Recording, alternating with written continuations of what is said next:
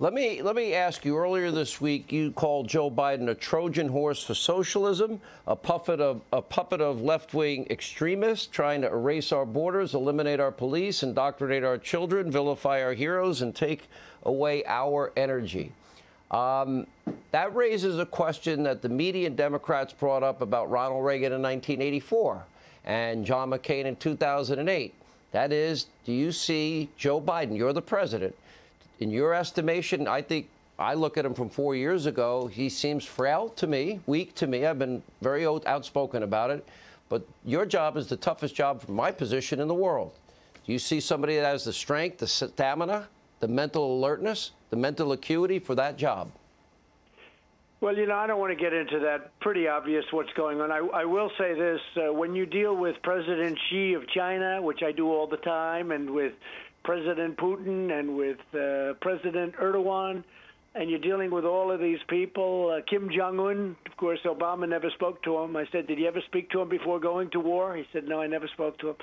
So, you know, you're dealing with these people. I can tell you one thing. They're very sharp. They're at the top of their game.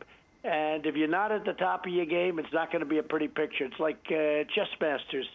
And if you're not a great chess master, you're going to have a problem. And that we don't think he is. So I don't know. You know, one thing you left off your list, though, is he wants to take away, they will take away without question, your Second Amendment. That's like without question. I've been fighting that now successfully, very successfully. It's not going anywhere with me here. And we have some good people. Kevin McCarthy's great. And we really have some great people fighting for us. But the Second Amendment is gone. You could forget about the Second Amendment if we lose this election. And your taxes will be doubled, tripled, and quadrupled. Your jobs will be gone. I mean, you're going to have a depression if that happens. And it's the biggest headwind. You know, we just set a new record on the stock market. And believe it or not, the biggest headwind, it would have been much higher. But the biggest headwind, and that's during the pandemic, which I hope is nearing the final turn. But the biggest single headwind is if he got in. If they didn't think, if we win, just like last time, we won it, it went up like a rocket ship right after the election. The same thing would happen now. So those 401ks will go up 25, 30, 40%, but they will go down 40 or 50% if he gets in. All the stuff that you're talking about is going to kill our country and kill the economy. Housing starts. I honestly, from my perspective, I didn't think after the shutdown that jobs would come back as quickly as they came back. I was surprised when we got the May numbers and then the June numbers. But housing starts, consumer confidence, all the indications. What are you seeing for this third quarter?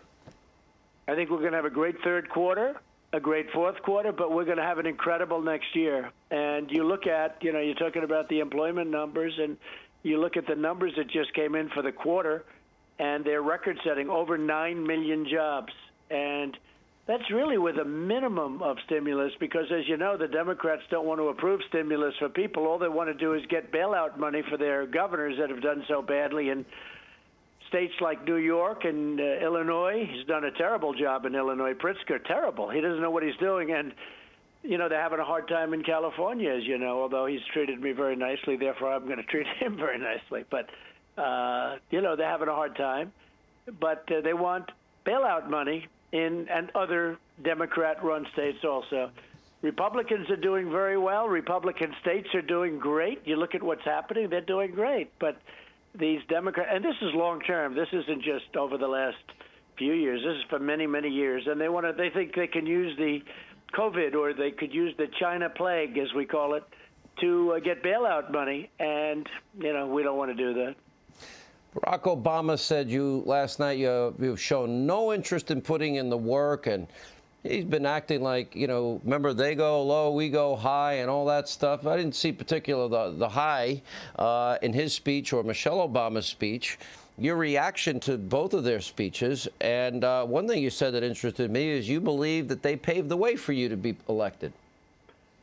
No, without them, I would never, you know, when I talk about them, I'm talking about without Biden and Obama, I wouldn't be president. I wouldn't have run. They were so bad. And people don't remember the hatred and division. There was tremendous division, probably a little more quiet, but it was tremendous hatred and division that we had for 8 years. And, you know, people don't like to talk about that, but you remember it well. He was a terrible president. He was a very divisive person, a very divisive president.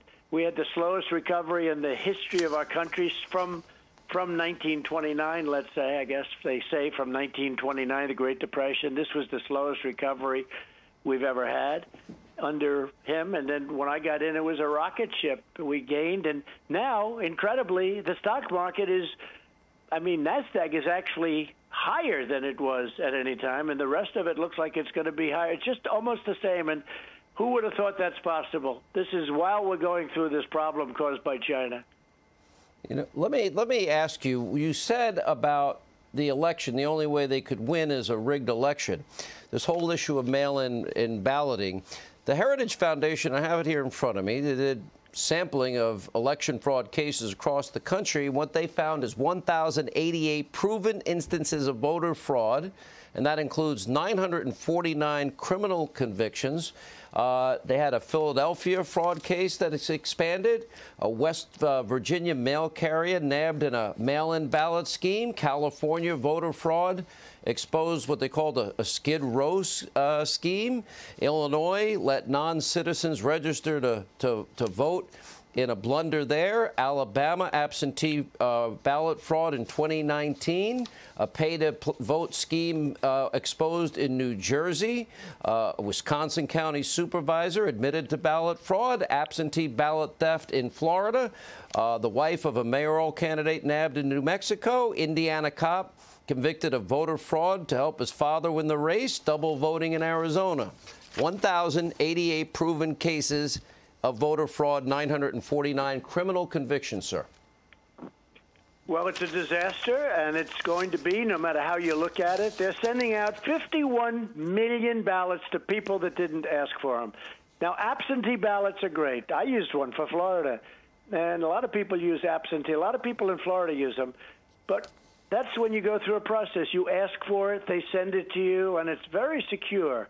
There's nothing like going to the voters booth, by the way, but it's and we should have voter ID, which the Democrats don't want for obvious reasons, with your picture on it.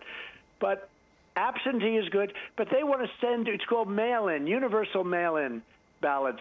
51 million ballots sent to who knows who. I mean, you know, where are they going? This is going to be the greatest scam in history. This will be the most fraudulent election in history. 51 million ballots being sent to people. Many of them will have been dead. Many of them will get more than one. But it's going to be a really horrible thing, just a horrible, horrible thing. And it's impossible to police. You had Carolyn Maloney, a congresswoman who's not a very good one, on the east side of Manhattan. I mean, that thing was so messed up for weeks and weeks, and they just declared her a winner, but they have no idea where the votes are, where the ballots are.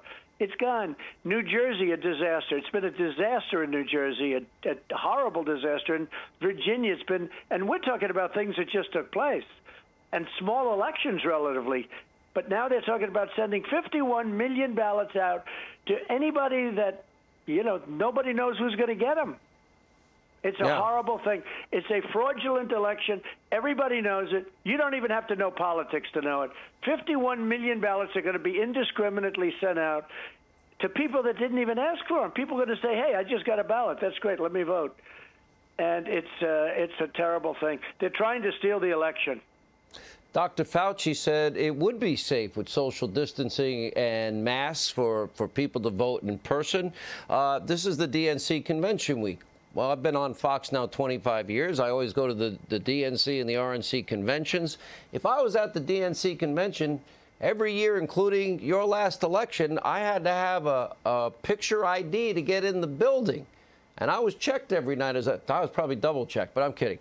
To get in the building, my question to you then is, are you going to have poll watchers? Are you going to have an ability to monitor to avoid fraud and cross-check whether or not these are registered voters, whether or not there's been identification to know that it's a real vote from a real American?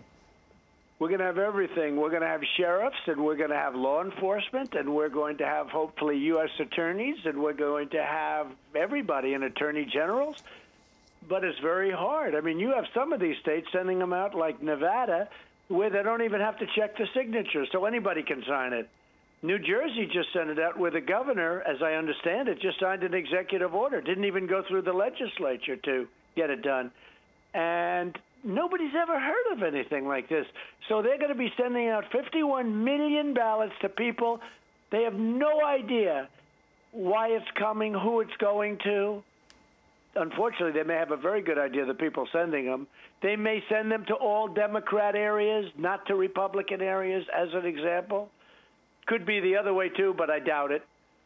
So it's a very serious problem. And, you know, the other thing, a lot of times you don't even have to send it back until after the election. So on November 3rd, the evening, like we're used to sitting home and hearing Trump won the election, what a great thing. And you saw how happy Hillary's people were. They were thrilled when I won. You saw that. That's one of the old-time I do remember. I got an emergency call. Call into Fox now. John, remember during the debate when she asked me very strongly, well, will you support the decision of the voters? And I'm looking at her, and she didn't support it. She still doesn't get it. She's walking around saying, what happened?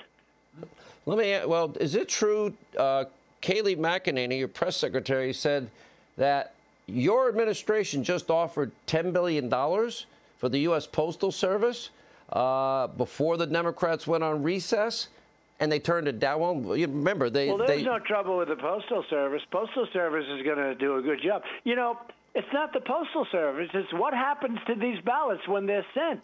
Who are they being sent to? Who are these 51 million ballots being sent to? Where are they going? Who determines where they're sent to?